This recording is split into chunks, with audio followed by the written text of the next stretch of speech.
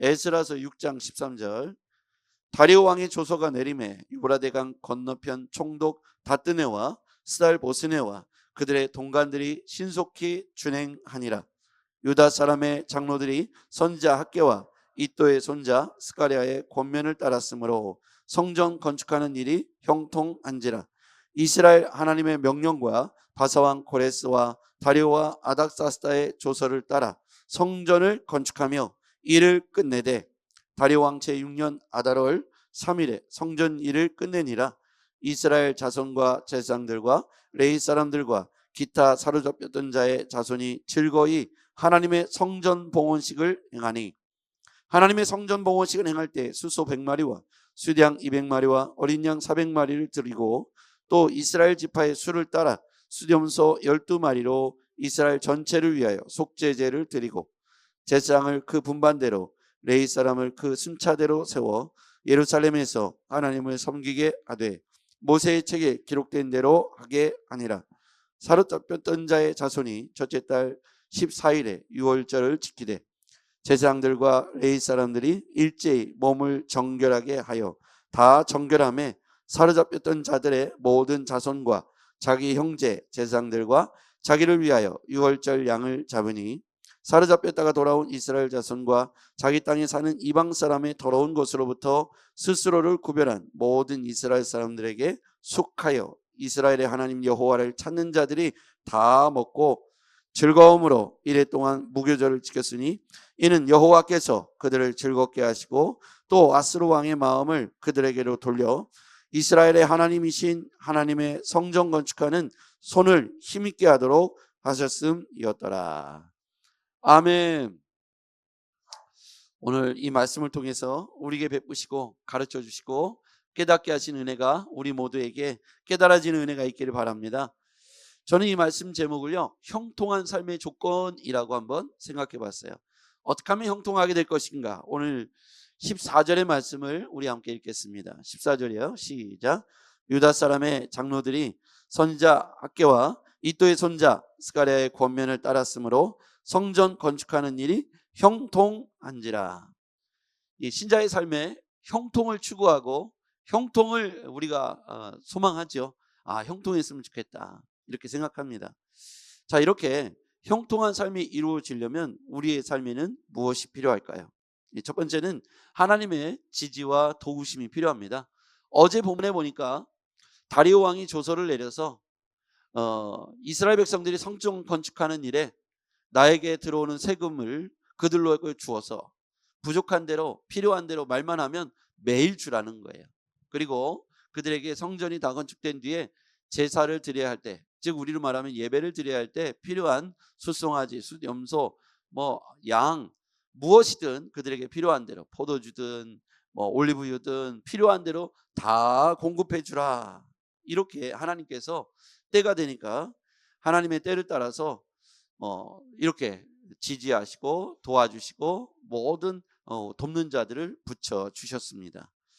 하나님이 때가 되면 하나님이 기뻐하시고 하나님이 지지하시는 사람들을 축복해 주시고 후원해 주시며 도와주신다는 사실입니다. 그리고 때를 따라서 어떤 일이 생겼냐면 고레스 왕이 칙령을 내렸던 조서가 이 쓴 두루마리가 발견되었습니다. 하필은 왜 그때 그런 책을 발견하게 되었을까요? 이스라엘 백성들을 이 돌아온 포로, 바벨론 포로에서 돌아온 자들이 70년 포로 뒤에 성전을 건축하는 스룹바벨과 함께 이스라엘 포로들이 돌아와서 성전을 건축하려고 할 때 남아있던 사람들과 사마리아 사람들이 적극적으로 있는 힘을 다해서 그들을 방해하지 않습니까? 성전 건축을 방해하기 위해서 뇌물을 쓰기도 하고 또 고발을 하기도 하고, 이처럼 끊임없이 이러한 일들이 반복됩니다. 그때 하나님께서 침묵하시는 것 같고 아무 말씀도 하지 않는 것처럼 보여지지만 하나님은 마침내 고레스의 조서 두루마기가 발견되게 하시고 이것을 본 다리오 왕이 가만히 있지 않죠. 조서를 내립니다. 그래서 다리오 왕이 전폭적으로 어떤 방해에도 불구하고 영원히 이스라엘 성전 건축에 회방되지 않도록 완벽하게 도장을 찍죠. 누구도 방해하지 못하도록, 후대의 어떤 왕들도 방해하지 못하도록 완벽하게 조서를 내립니다. 하나님은 이처럼 하나님이 지지하시고 하나님이 기뻐하시는 사람들을 도우십니다. 하나님이 도우시니까 형통한 성전 건축이 이루어지게 되지요. 사람이 아무리 방해한다 할지라도 하나님이 지지하시고 하나님이 도우시면 완벽하게 형통하게 그 일들이 진행되게 될 것입니다. 그러므로 여러분, 하나님의 지지를 얻어내시기를 바랍니다. 여러분, 무엇을 하려거든 하나님이 기뻐하시고 하나님이 지지하시는지를 살펴보고 그 일에 완벽한 지지를 얻어내는 것을 먼저 행하시길 바랍니다. 이 땅에 누구도 하나님만큼 탁월하고 하나님만큼 전지하시며 전능한 존재는 없습니다. 하나님의 지지를 얻는 순간 우리는 세상에서 가장 강력한 후원자를 얻게 되는 것이죠. 여러분의 삶이 사람을 기쁘게 하고 사람의 지지를 얻는 것도 참 기쁘지요. 일개 왕, 대통령, 누군가의 후원을 얻고 지지를 받는 것도 너무 기쁘지만, 그런데 완벽한 것은 형통한 삶이 되려면 하나님의 지지를 얻는 것이 정말 중요한 첫 번째 삶의 원리입니다. 자, 그 다음에 이스라엘 백성들이 모세의 책에 기록된 대로 행했다는 걸 볼 수가 있어요. 자, 18절 말씀 읽겠습니다. 18절 시작. 제사장을 그 분반대로 레위 사람을 그 순차대로 세워 예루살렘에서 하나님을 섬기게 하되 모세의 책에 기록된 대로 하게 하니라. 이들이 성전을 건축하는 일에 있어서 모세의 책에 기록된 대로 했다. 이것이 중요합니다. 여러분, 이들은 영적 질서를 따랐다는 걸 알 수가 있어요. 뿐만 아니라 14절 같이 한번 다시 볼게요. 시작. 유다 사람의 장로들이 선자 학개와 이또의 손자 스가랴의 권면을 따랐으므로 성전에서 건축하는 일이 형통한지라. 그들이 형통한 인생을 살았던 핵심 중에 하나는 그들이 누구의 지시, 누구의 권면을 따랐는가를 보니까 유다 사람의 장로들이 선자 학개, 스가랴, 이렇게 영적 지도자들의 권면을 따랐다. 그래서 그들이 영적 질서를 따랐기 때문에, 그리고 모세의 책에 기록된 대로 행했기 때문에 그들의 행하는 모든 것들이 영적 질서, 영적인 원칙을, 법칙을 준행했기 때문에 그들이 형통할 수 있었다는 것이죠. 그래서 신자의 삶에 교회가 중심이고 영적 지도력이 중심에 있어서 그 질서를 따를 때 하나님께서 그들의 삶을 지지하시고 지지를 받는 우리의 삶은 형통하게 되는 것입니다. 여러분이 하나님 안에서 형통한 인생 되기를 주의 이름으로 축복합니다. 따라하겠습니다. 영적 질서를 따라서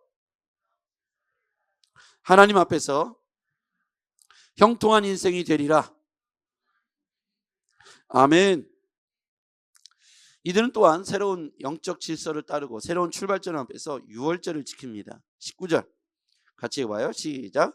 사로잡혔던 자의 자손이 첫째 달 14일에 유월절을 지키되. 20절 제사장들과 레위 사람들이 일제히 몸을 정결하게 하여 다 정결함에 사로잡혔던 자들의 모든 자손과 자기 형제 제사장들과 자기를 위하여 유월절 양을 잡으니. 유월절을 행하며 유월절을 지키며 그들이 정결하게 했다는 거예요. 몸을 정결하게 했다. 이들은 포로로부터 이제 귀환한 거잖아요. 70년 포로 생활을 접고 귀환한 사람들입니다. 이들이 행했던 일들 중에 하나는 유월절을 지키는 거예요. 유월절은 새로운 출발입니다. 그들이 출발함에 있어서 정결하게 하죠. 여러분, 우리가 형통한 인생을 살아갈 때, 무엇인지 잘 되고 앞으로 전진할 때 우리는 우리의 삶에 정결하게 하는 삶의 과정들이 필요합니다. 여러분이 경건의 훈련을 통해서 날마다 정결한 그리스도인들 되기를 바랍니다. 말씀을 묵상하고 말씀을 마음에 담아두며 말씀이 여러분을 새롭게 하고 말씀이 여러분을 이끌어가는 인생 되기를 바랍니다. 경건의 훈련을 여러분이 연습하고 또 연습하고 또 연습함으로 우리의 삶에 영적 경건을 이루고 세상의 어떤 향락과 세상이 주는 즐거움 속에 여러분이 함몰되지 않고 하나님 말씀으로 어떤 상황 속에서도 나는 흔들리지 않을 것이다. 어떤 상황 속에서도 나는 타협하지 않을 것이다. 말씀으로 내가 중심을 잡고 세상이 나를 따라와야지. 내가 세상을 쫓아가고 세상에 굴복하고 세상에 굴종하는 인생이 되지 않기를 바랍니다. 여러분, 말씀이 여러분에 담겨지길 바라요. 그런 의미에서 우리가 읽었던, 암송했던 오늘 금주의 암송 말씀 한번 다시 돌려봐 주시죠. 앞에 보시고요. 우리가 좀 전에 고린도후서 5장 17절 말씀을 한번 암송해 보겠습니다. 두 가지로 나누면 돼요. 그런즉 누구든지 그리스도 안에 있으면 새로운 피조물이라. 여기까지 한번 해볼까요? 시작. 그런즉 누구든지 그리스도 안에 있으면 새로운 피조물이라. 예, 우리 눈을 감고요. 해보겠습니다. 시작. 그런즉 누구든지 그리스도 안에 있으면 새로운 피조물이라. 네, 여기까지 되셨죠? 자, 이전 것은 지나갔으니 보라 새 것이 되었도다. 시작. 이전 것은 지나갔으니 보라 새 것이 되었도다. 눈을 감고요. 시작. 이전 것은 지나갔으니 보라 새 것이 되었도다. 아멘. 고린도후서 5장 17절이죠. 연결해 볼까요? 자, 연결해 볼게요. 그런즉 누구든지 그리스도 안에 있으면 새로운 피조물이라. 이전 것은 지나갔으니 보라 새 것이 되었도다. 고린도후서 5장 17절. 같이 한번 눈을 감고요. 시작. 그런즉 누구든지 그리스도 안에 있으면 새로운 피조물이라. 이전 것은 보라 새 것이. 고린도후서 5장 17절 말씀. 아멘. 할렐루야. 아, 드디어 이번 주 암송 말씀을 우리가 암송했습니다. 여러분 가능하죠? 금방 되지 않습니까? 네, 그런즉 누구든지 그리스도 안에 있으면 새로운 피조물이라. 여러분들이 어떤 상황에 딱 맞닥뜨렸을 때 이 말씀이 딱 튀어나와야 되는 거예요. 누구에겐가 권면할 때, 야, 내 생각엔 말이야, 이게 아니라 그런즉 누구든지 그리스도 안에 있으면 네가 새로운 피조물이 돼야 돼. 이전 것은 지나갔어. 이제 새 것이 되었도다. 자, 앞에 보시고요. 다시 한번 눈으로 보시고 해도 됩니다. 시작. 그런즉 누구든지 그리스도 안에 있으면 새로운 피조물이라. 이전 것은 지나갔으니 보라 새 것이 되었도다. 고린도후서 5장 17절 말씀. 아멘. 눈을 감아 보세요. 다시 한번 해볼게요. 시작. 그런즉 누구든지 그리스도 안에 있으면 새로운 이전 것은 보라 새 것이 되었다. 고린도후서 5장 17절 말씀. 아멘. 할렐루야. 예, 이 말씀을요 그냥 계속 암송하세요. 계속 암송하세요. 그러면 여러분이 이 말씀이 여러분을 새롭게 할 겁니다. 여러분이 이전 것이 눈앞에 왔을 때 나는 새 것이야 라고 하면서 거절할 수 있어요. 그런즉 누구든지란 말에 감사해요. 예, 성직자만 아니죠. 뭐 장로님만 아니죠. 누구든지예요. 그리스도 안에 있으면 가난한 자든 부한 자든 배운 자든 못 배운 자든 상관없습니다. 권력자든 권력이 없는 자든 누구든지 그리스도 안에만 들어오면 새로운 피조물이 되는 것이죠. 이전 것은 우린 지나갔습니다. 과거에 대해서 얽매이지 마십시오. 여러분 상처를 왜 받습니까? 보통 이 상처는 과거의 것이 많아요. 그렇죠? 과거에 우리 뭐 어렸을 때 받은 상처, 또 결혼 초기에 받은 상처. 여성들이요, 결혼 초기에 남성들이 잘못한 걸 이제 그만 잊어주시죠. 과거의 상처에 얽매여 있지 마시고 오늘의 좋은 날을 보라 이전 것은 지나갔으니 보라 새 것이 되었도다. 우리 남편들은 이제 다 새 것 된 거예요. 그러니까 옛날에 잘못한 걸 다 잊어주시고 새롭게 된 남편을 바라봐 주시길 바랍니다. 네. 아, 저도 마찬가지예요. 보라 나는 새 것이 되었는데 자꾸 옛날의 나를 얘기하니까 예. 그리스도 안에 누구든지 새로운 피조물이 되어가는 과정입니다. 왜 쟤는 저럴까? 아직 덜 새롭게 된 거죠. 그렇죠? 그리스도 안에서 완벽히 새로운 옷을 갈아입으면 우리 입술이 말하는 것이 새롭게 될 것입니다. 여러분 새 것의 인생을 사시길 바랍니다. 자, 이렇게요. 이런 말씀을 10개만 암송한다고 해보자고요. 여러분 어떻게 될까요? 여러분이 누군가 대화를 할 때 말씀이 막 튀어나올 거예요. 그렇죠? 기도할 때도 불같이 말씀이 튀어나올 거예요. 그래서 막연히 중언부언하지 마시고 말씀만 암송해서 이것을 외쳐도요. 여러분이 기도에 이렇게 힘이 있고 그리고 누군가와 대화할 때 힘이 있고 이 권면의 말씀이 내 말씀이 아니라 살아있는 하나님의 말씀이 선포되니까 그에게 위로가 되고 힘이 되고 능력이 되는 거예요. 그래서 말씀을 잘 암송해 그렇게 해보기를 바랍니다. 예, 큐티를 해보세요. 그러면 이 글자가 확 튀어나와서 여러분에게 말씀하실 거예요. 하나님의 음성을 어떻게 듣는가? 어떤 사람은 기도할 때 막 음성 들었다. 우리 교회 와서도 간증하거나 이렇게 말씀하실 때 하나님이 나에게 이렇게 말씀하셨습니다 라고 말하잖아요. 저는 큐티를 하면 하나님의 음성을 듣게 될 것입니다. 왜냐하면 이 말씀이 핵심의 단어가 한 줄 문장이 내게 계속 꽂혀요. 말씀하세요. 그래서 하나님의 음성을 듣게 되는 거예요. 그래서 여러분 우리가 큐티를 제대로 한번 해보시길 바랍니다. 매일매일 연습하시면 큐티 말씀을 통해서 하나님의 성숙함이, 하나님의 어떤 열정이, 하나님의 이끄심이 여러분 안에 매일매일 새롭게 할 것입니다. 이스라엘 백성들이 광야를 통과했잖아요. 번개가 없었더라면 과연 통과할 수 있었을까요? 구름 기둥, 불 기둥이 없었다면 과연 통과할 수 있었을까요? 광야는 나침반도 없는 시절에 저들이 어디로 가야 될지, 어디로 가야 물이 있을지, 먹을 게 있을지 전혀 가늠할 수 없는 곳이잖아요. 바란 광야를 가봤어요. 그랬더니 진짜 앞뒤 좌우가 똑같아요. 어디로 가야 될지 모릅니다. 그 광야에서 살아남기 위하여 그들이 필요했던 건 하나님이었어요. 하나님의 임재하심, 하나님의 이끄심이 불기둥과 구름기둥으로, 성막으로 그들과 함께 하셨습니다. 그랬기 때문에 그들이 통과할 수 있었어요. 여러분, 우리가 100세까지 살 수도 있고 120세까지 살 수도 있고 90세까지 살 수도 있겠죠. 그러나 우리가 살아가는 이 모든 시간 속에서 정말 똑같이 필요한 것이 있다면 하나님의 인도하심입니다. 구름 기둥, 불 기둥, 성막으로 우리를 이끌어 가셔야 합니다. 그래야 우리가 방향을 잃지 않고 온전히 우리의 삶의 방향을 설정하고 제대로 된 길로 살아갈 수 있는 것이죠. 우리가 살았는데 헛살았다고 얘기한다면 얼마나 불행할까요? 우리가 간 모든 길이 헛것이었다고 말한다면 얼마나 여러분 마음 아픈 일일까요? 야, 많은 사람들이요, 끝에 마지막 이제 삶의 마지막을 목전에 두고 야, 다 헛것이야. 내가 살아보니까 다 헛것이야. 그렇게 줬던 것들도 다 헛것이야. 이런 말을 하는 걸 많이 들어봅니다. 과거에 그렇게 소중하고 중요하게 여겼던 것이 나이가 들어보니까 그렇게 중요하지 않다는 거예요. 그래서 제가 지금 뭘 강조하고 싶냐면 하나님 앞에서 여러분이 경건의, 정결의, 거룩함을 회복하시길 바랍니다. 네, 오늘 성경이 그렇게 말하고 있잖아요. 19절, 20절 말씀에 유월절을 지키되 20절 제사장들과 레위 사람들이 일제히 몸을 정결하게 하여, 다 정결하게 하며 사로잡힌 자들의 모든 자손과 자기 형제 제사장들과 자기를 위하여 유월절 양을 잡으니. 21절 에스라 6장 21절입니다. 시작. 사로잡혔다가 돌아온 이스라엘 자손과 자기 땅에 사는 이방 사람의 더러운 것으로부터 스스로 구별한 모든 이스라엘 사람들에게 속하여 이스라엘의 하나님 여호와를 찾는 자들이 다 먹고. 예, 여기서 보니까 이방 사람의 더러운 것으로부터 스스로 구별한 모든 이스라엘 사람들에게.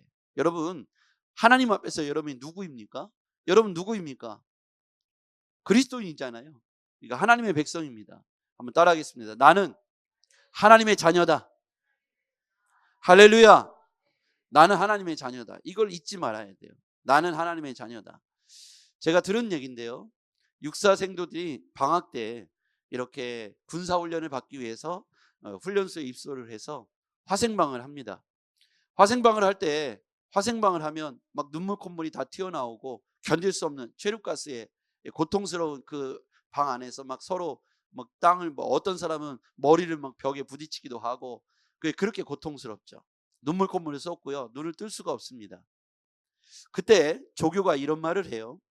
여러분은 대한민국 육군 장교 후보생입니다. 여러분이 지금 어떠한 위치에서 이 훈련을 받고 있는지를 생각하십시오.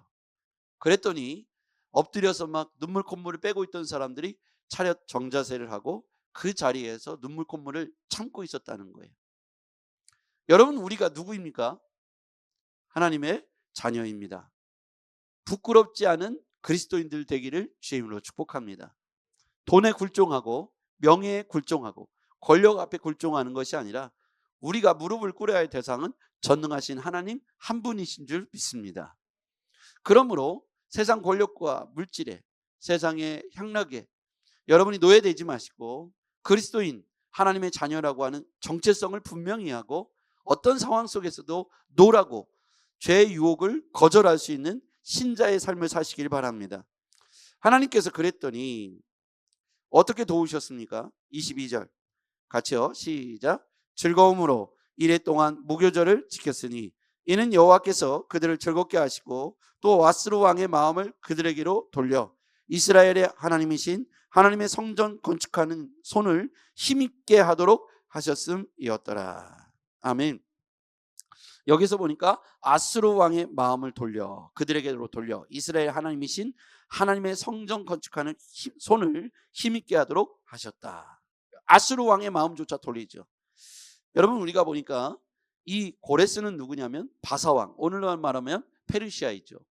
바사왕 고레스의 마음도 하나님께서 감동해 주셨고, 여기에 보니까 또 아수르라는 민족은 아주 흉악하고, 사람의 사람을 죽이고 하는 일 보면 잔혹하고 아주 요즘 말로 하면 야만인들 같은 아수르의 문화를 발견하게 됩니다.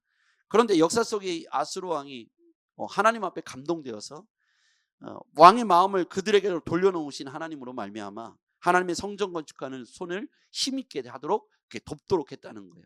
바사왕 고레스의 마음, 다리오 왕 아닥사스다의 마음을 다 돌려놓아서 이들이 페르시아가 전폭적으로 하나님의 성전 건축하는 일을 돕게 하고, 마치 왕의 세금조차도 그들에게로 주어서 자신의 왕 국고에다 쌓아놓을 세금조차도 성전 건축을 위하여 다 내어주는 이런 기적 같은 역사가 어떻게 일어날 수 있었겠습니까?